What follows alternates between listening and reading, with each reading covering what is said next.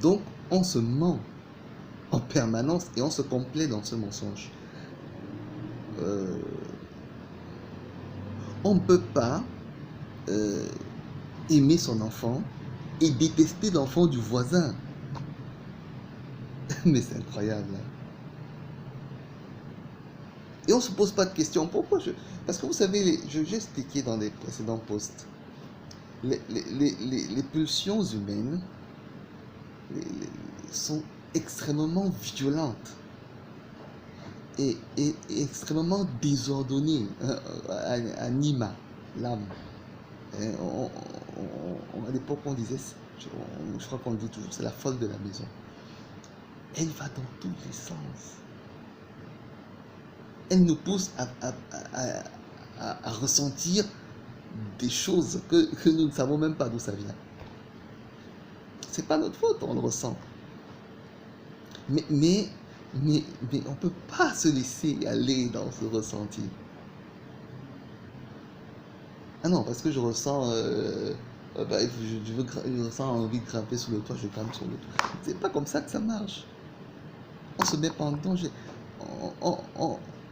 On discipline ces émotions, ces pulsions, ces envies à la lumière du chemin que nous avons choisi. Il y a des églises sataniques aux États-Unis. Ils ont choisi un chemin. Et les émotions qu'ils laissent exprimer sont fonction du chemin qu'ils ont choisi. Attention, moi je dis pas de s'enfermer dans des grottes. Hein. Ça n'a rien à voir.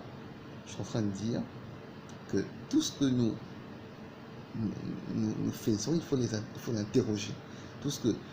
Il faut interroger nos ressentis, nos sentiments.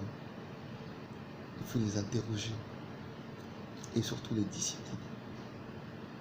On ne peut pas aimer son enfant et détester l'enfant du voisin. C'est que tu es un menteur. Tu n'aimes pas ton enfant. C'est pas possible. La preuve que tu mens, c'est que tu souffres. Je le disais précédemment.